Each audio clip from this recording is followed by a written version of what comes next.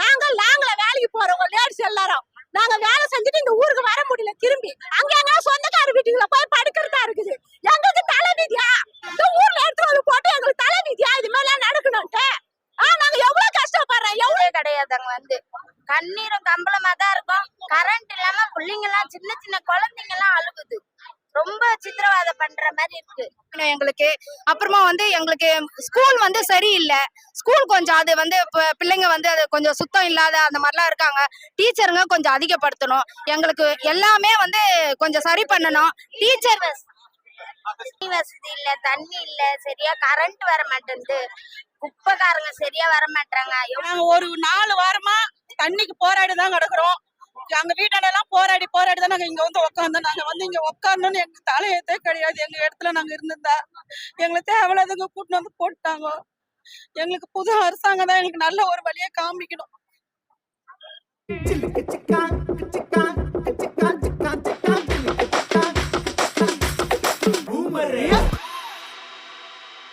வருஷம் மே மாசத்துல எங்களை கூட்டிட்டு இங்க போட்டாங்க. அது நினைச்சல எனக்கு அழதான் வரும். எங்களுக்கு எல்லா வசதியுமே இருந்தது. நாங்க நல்லாதான் இருந்தோம். அந்த இடத்துல தண்ணிக்கும் எந்த ஒரு குறை இல்லை. நாங்க நல்லா இருந்தோம். கூட்டிட்டு எங்க இங்க எதனால எங்களுக்கு தெரியல. ஆனா எங்களை இட்டு இங்க போட்டு 1 வருஷமா நாங்க படாத பாடுபடுறோம். டவர் கிடையாது, ஹாஸ்பிட்டல் வசதி கிடையாது. பஸ் கூட எங்க ஜனங்கள்லாம் கேட்டு போராடிதான் அந்த பஸ் வசதி எங்களுக்கு வந்தது. ஒரு ரேஷன் கடை கூட கொஞ்ச நாள் நாங்க கஷ்டப்பட்டோம். அப்புறம் ரேஷன் கடை பக்கத்துல இப்பதான் வச்சிருக்காங்க. ஆனா தண்ணி வசதி சுத்தமா தண்ணியே கிடையாது எங்களுக்கு. நாங்க ஒரு 4 வாரமா தண்ணிக்கு போராடிதான் கிடக்குறோம். அங்க வீட்டாண்டெல்லாம் போராடி தான் நாங்க இங்க உட்காந்து நாங்க இங்க உட்காரணும்னு எங்க தலையத்தே கிடையாது. எங்க இடத்துல நாங்க இருந்திருந்தா எங்களுக்கு தேவையில்லாதவங்க கூட்டிட்டு போட்டாங்க. எங்களுக்கு புது அரசாங்கம் தான் எங்களுக்கு நல்ல ஒரு வழியை காமிக்கணும். கனகாப்தூர்ல இருந்தோம். ஆனாலும் எங்களுக்கு எங்களை இங்க நாங்க எல்லாம் உங்களை பாத்துக்கிறோம்னு சொன்னாங்க. 10 வருஷமா நாங்க அங்க போராடிக்கிட்டு தான் இருந்தோம். போராடும் போது எங்களை உங்களுக்கு நாங்க 10 வருஷமா போராடும் போது எல்லாமே நாங்க உங்களை பாத்துக்கிறோம், நாங்க உங்க வீடு தரோம், 1 வருஷமா கரண்ட் பில்லு நீங்க கட்டவே தேவையில்லை, எல்லாமே எங்களுக்கு ஃப்ரீன்னு சொல்லிட்டு சொன்னாங்க. ஆனா இப்போ இந்த தண்ணிக்கு நாங்க ரொம்ப கஷ்டப்படுறோம். தண்ணி இல்லாத நாங்க என்ன பண்ணுவோம்? அங்கன்னா அனகாப்தூர்லன்னா ஒரு போர் பம்ப் இருக்கு. நாங்க அதுல கூட அடிச்சுக்குவோம், தண்ணி பிடிச்சுக்குவோம். ஒரு குடம்னா கூட நாங்க எடுத்துக்குவோம். எல்லாருமே 5 மாடி இருக்குது. வயசானவங்க எல்லாமே இருக்கிறாங்க அந்த எங்களுக்கு. அப்புறமா எங்களுக்கு ஸ்கூல் சரியில்லை. ஸ்கூல் கொஞ்சம் அது பிள்ளைங்க அது கொஞ்சம் சுத்தம் இல்லாத அந்த மாதிரிலாம் இருக்காங்க. டீச்சருங்க கொஞ்சம் அதிகப்படுத்தணும். எங்களுக்கு எல்லாமே கொஞ்சம் சரி பண்ணணும். டீச்சருங்க கம்மியா இருக்காங்க. டீச்சருங்க ரொம்ப கம்மியா இருக்காங்க. உண்மையுமே சொல்ற பாருங்க, எங்க பிள்ளைய அங்க சேர்க்கறதுக்கு எனக்கு விருப்பமே இல்ல. சரி என்ன பண்றது, ஒரு சூழ்நிலை பக்கத்திலே இருக்குது அப்படின்ற ஒரு சூழ்நிலையாலதான் அந்த ஸ்கூல்ல கூட நாங்க சேர்த்திருக்கோம். அதெல்லாம் எங்களுக்கு நீங்க தான் எங்களை எடுத்துட்டு போட்டீங்க. அதனால நீங்க தான் எங்களுக்கு அதை எல்லாமே சரி பண்ணி நீங்க தான் எங்களுக்கு கொடுக்கணும். தண்ணி வசதி எல்லாத்தையும் நீங்க தான் எங்களுக்கு சரி பண்ணி தரணும். தண்ணி வசதி இல்ல, தண்ணி இல்ல, சரியா கரண்ட் வர மாட்டேங்குது. குப்பைக்காரங்க சரியா வர மாட்டாங்க. எவ்வளவு ப்ராப்ளம், அதுல நிறைய ப்ராப்ளம் நடக்குது. ஆனா யாருமே கண்டுக்க மாட்டாங்க. ஆனா நாங்க ரொம்ப வந்த நாளாவே கஷ்டம் தான் பட்டுக்கிறோம். என்னைக்கும் நாங்க சந்தோஷமா இருந்து. அதாவது டைமிங் பஸ்ன்னு சொல்றாங்க. அந்த டைமிங் பஸ்ன்னு பாத்தீங்கன்னா பாதி வயல எங்கேயாச்சும் ஒரு இடத்துல நிறுத்தி விட்டு அவங்க படுத்துன்னு தூங்கிடுறாங்க. தூங்கி எந்திரிச்சு அப்படியே எடுத்துன்னு போயிடுறாங்க. இது உள்ளே வர மாட்டுது. அந்த டைமிங் கிடையாது. அங்க கண்ணீரும் கம்பளமா தான் இருக்கும். கரண்ட் இல்லாம பிள்ளைங்க எல்லாம் சின்ன சின்ன குழந்தைங்க எல்லாம் அழுகுது. ரொம்ப சித்திரவதை பண்ற மாதிரி இருக்கு. என்ன பண்றதுன்னு யாராச்சும் ஒருத்தவங்க அங்க கீழே விழுந்து இறந்தாதான் நீங்க ஒரு நல்ல வழிக்கு வருவீங்க போல, நீங்க நல்லதை செய்வீங்க போல. அவ்வளவுதான். எமர்ஜென்சினா ஹாஸ்பிட்டலுக்கு போறதுக்கு முடிய மாட்டுது. கண்டிக்க போறதா இருக்கு. ஹாஸ்பிட்டல் இல்லாம ரொம்ப கஷ்டமா இருக்கு. குழந்தைங்க வரனா ஒரு உடம்பு சரியில்லைனா கூட இட்டுன்னு போற முடியல. அந்த மாதிரி ரொம்ப சரியில்லை. அடிக்கடி கரண்ட் வேற கட் ஆயிடுது. குழந்தைங்க வேற இருக்குது வீட்டுல. லிஃப்ட் கட் ஆயிடுது. எல்லாமே பண்ணா அப்ப எப்படிதான் நாங்க இது பண்றது? நைட்ல 12 மணி மேல கரண்ட் கட் பண்ணா சாயங்காலம் 3 மணி அப்படிதான். வெடிகாலம் 3 மணிக்கு தான் வருது. அப்ப எப்படி நாங்க இது பண்றது?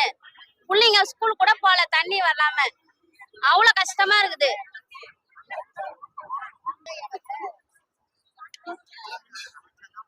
அனகாப்தூர்ல 10 வருஷம் போராடின அந்த இடத்துக்கு வரக்கூடாதுன்ட்டு அங்க போனா இது மாதிரிலாம் நடக்கும் தான் நாங்க 10 வருஷமா போராடினோம்.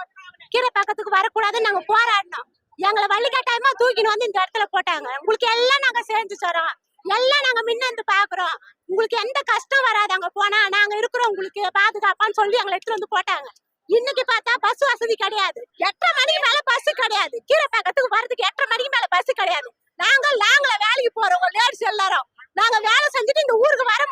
தண்ணி அங்க எங்க சொந்தக்கார வீட்டுக்குள்ள போய் படுக்கிறதா இருக்குது. எங்களுக்கு தலைவிதியா இந்த ஊர்ல எடுத்து வந்து போட்டு எங்களுக்கு தலைவிதியா இது மாதிரி எல்லாம் நடக்கணும்ட்டு. நாங்க எவ்வளவு கஷ்டப்படுறோம், எவ்வளவு கரண்ட் இல்ல, தண்ணி 3 நாளா நாங்க அவஸ்தைப்படுறோம். 3 நாளா தண்ணி இல்லாம கஷ்டப்படுறோம். எப்படி நாங்க வாழ்வாதாரம், எங்க வாழ்வாதாரம் எப்படி ஆகுது? நாங்க அங்க அவ்வளவு கஷ்டப்படல. எங்களுக்கு தண்ணி வசதி, கரண்ட் வசதி எல்லாம் இருந்தது. பஸ் வசதி இருந்தது. 10 நிமிஷத்துல நாங்க வீட்டுக்கு வருவோம். இப்போ ஒரு நாள் ஃபுல்லா நைட்டு 10 மணிக்கு வரதா இருக்குது வீட்டுக்கு நாங்க வரதுக்கு. எவ்வளவு கஷ்டப்படுறோம் சார் நாங்க. எங்களுக்கு எல்லாத்தையும் நீங்க சரி பண்ணி கொடுக்கணும். எங்களுக்கு வந்து கீரப்பாக்கத்துல வீடு கொடுத்துருக்காங்க. நாங்க வந்து 1 வருஷம் ஆகுது. ஆனா இந்த 1 வருஷத்துல ரொம்ப கஷ்டப்படுறோம். நாங்க எந்த ஒரு வசதியும் இல்ல, எந்த ஒரு அவசர ஆபத்து எங்கேயும் போக முடியல. நாங்க ஒரு பசங்களை அவசர ஆபத்து ஸ்கூலுக்கு வெளியில எங்கன்னா கூட்டிட்டு போனோம்னா கூட முடியல, ஹாஸ்பிட்டலுக்கு எங்கன்னா கூட்டு போனா கூட முடியல. அதாவது டைமிங் பஸ்ன்னு சொல்றாங்க. அந்த டைமிங் பஸ்ன்னு பாத்தீங்கன்னா பாதி வயல எங்கேயாச்சும் ஒரு இடத்துல நிறுத்தி விட்டு அவங்க படுத்துன்னு தூங்கிடுறாங்க. தூங்கி எந்திரிச்சு அப்படியே எடுத்துன்னு போயிடுறாங்க. இது உள்ளே வர மாட்டுது. அந்த டைமிங் பாத்தீங்கன்னா ஒரு தண்ணி, ஒரு சாப்பாடு, இதுதான் ஒரு மனுஷனுக்கு வாழ்வாதாரமே. அதுதான். அது இருந்தாதான் ஒரு மனுஷன் உயிர் வாழ முடியும். எங்களுக்கு 1 வாரமா தண்ணி வரல. இந்த 1 வாரத்துல நாங்க சாப்பிடுறதும் அந்த அளவுக்கு சாப்பிடுறது கிடையாது. ஏன்னா தண்ணி இருந்தாலும் சமைக்கவே முடியும். சமைக்க முடியல, ஒரு ரெஸ்ட் ரூம் போக முடியல. ரொம்ப கஷ்டமா இருக்கு. லேடிஸ் எல்லாம் ரொம்ப கஷ்டப்படுறோம். ஜென்ஸ்னா வெளியில போயிடுறாங்க. லேடிஸ் அந்த மாதிரி போக முடியுமா அவுட் சைட்ல? அந்த மாதிரி ரொம்ப கஷ்டமா இருக்கு. கொஞ்சம் ஸ்டெப் எடுத்து கொஞ்சம் எங்களுக்காக நீங்க பாருங்க. ஆகுது. 2வது குடி தண்ணி நாங்க கீழே போய் தான் எடுத்துட்டு வரணும். லிஃப்ட் ஒர்க் ஆகலன்னா எப்படி சார் 5வது மாடி 6வது மாடியில இருக்கவங்க தூக்கிட்டு போக முடியும் சொல்லுங்க? எல்லாம் ஆபரேஷன் பண்ண லேடிஸ், குழந்தைங்க, எல்லாம் கர்ப்பிணி பொண்ணுங்க, இவங்க எல்லாம் இருக்கும் போது எப்படி சார் மேல போக முடியும்? நீங்க சொன்னீங்க, நீங்க எங்களுக்காக கொடுத்துருக்கீங்க, நம்பி தானே சார் உள்ள வந்திருக்கோம். எவ்வளவு தூரத்துல இருந்து நாங்க நீங்க சொன்னீங்கன்னு ஒரு மலை பக்கத்துல கொண்டு போய் போட்டிருக்கீங்க. இது வரைக்கும் ஒரு நெட்வொர்க் இஷ்யூ கூட கிடையாது. எமர்ஜென்சிக்குன்னு ஒரு வீடு கொடுத்தீங்க, இஎம்ஐன்னு போட்டு கொடுத்தீங்க. மாசம் மாசம் ஒரு வாடகை வீட்டுல இருந்தாலும் எல்லா இதுவும் எங்களுக்கு கிடைச்சிருக்கும். உங்களை நம்பி நாங்க அங்க வந்து 5000 ரூபாய் இஎம்ஐ, 10000 ரூபாய் இஎம்ஐன்னு கட்டிட்டு இருக்கோம் எங்க தகுதிக்கு ஏத்த மாதிரி. சொல்லுங்க, இது வரைக்கும் என்ன ஸ்டெப் எடுத்தீங்க? குடி தண்ணி பண்ணிட்டு இருக்கீங்களா, இல்ல அங்க ஒரு குடி தண்ணின்னு ஒண்ணு போட்டிருக்கீங்களா? என்ன போட்டிருக்கீங்க சொல்லுங்க பாக்கலாம். இது வரைக்கும் எதுவும் போடாம இருக்கீங்க. இது வரைக்கும் எதுவுமே போடல சார். தயவு செஞ்சு எங்களுக்காக ஸ்டெப் எடுத்து, நீங்க சொன்ன ஒரு காரணத்துக்காக நாங்க வந்து அங்க நிக்கிறோம். எங்களுக்காக தயவு செஞ்சு ஸ்டெப் எடுத்து கொஞ்சம் முடிச்சு கொடுத்தா ரொம்ப நல்லதா இருக்கும் சார். ஒரு மருத்துவ உதவி முத அதை பண்ணுங்க. சின்னதா ஒரு கிளினிக் மாதிரி ஒரு கவர்மெண்ட்ல எங்களுக்கு வச்சு கொடுத்தா இன்னும் யூஸ்ஃபுல்லா இருக்கும். திடீர்னு குழந்தைங்களுக்கு இது முடிஞ்சிச்சுனாலும் இங்க இருந்து நாங்க ஒண்ணு கண்டிக்க போறோம் இல்லையா? இந்த சைடு இந்த பக்கம் தான் வரணும், வேற எங்கேயுமே இல்ல. அது 8 மணிக்கு மேல க்ளோஸ்மா. எல்லாமே 8 மணிக்கு மேல க்ளோஸ். அதுக்கு மேல எதுவுமே கிடையாது. நாங்க ஒரு மருத்துவ உதவினால ஒரு ஆட்டோ அந்த டைம்ல நாங்க ஓலா போட்டா வர்றது இல்ல. ஏன்னா மலைப்பகுதி, எக்ஸ்ட்ரா காசு கொடுக்குறியாமா, அவ்வளவு தூரம் நாங்க வர முடியுமான்னு எங்களை கேள்வி கேட்கறாங்க. நாங்க 200 ரூபா 300 ரூபா போடுறதுக்கு நாங்க எங்கன்னா வாடகை வீட்டுல இருந்தாலும் பக்கத்துல எல்லா வசதியும் இருக்கு, நாங்க அங்கேயே இருந்திருப்போம்ல சார். நாங்க எதுக்கு எங்களுக்குன்னு நீங்க கொடுக்குறீங்கன்னு சொல்லி நாங்க நம்பி கவர்மெண்ட்ல நம்மளுக்காக கொடுக்குறாங்க, கஷ்டப்படுறவங்களுக்காக கொடுக்குறாங்க, நாங்க எதுக்கு அங்க வரணும் சொல்லுங்க பாக்கலாம்? உண்மைதானேமா? அதுதானே உண்மை. நாங்க நம்பி வந்திருக்கோம் சார். தயவு செஞ்சு உங்களை நாங்க கையெடுத்து கும்பிட்டுக்கிறோம். உங்களை நம்பி வந்ததுக்காக எங்களுக்காக நீங்க செய்ய வேண்டியதை செய்யுங்க. இதுதான் செய்யணும்னு நாங்க கோரிக்கை வைக்கல. எங்களுக்குன்னு மனசாட்சி இருக்க மாதிரி உங்களுக்குன்னு ஒரு மனசாட்சி இருக்கும், அதுபடி செய்யுங்க சார்.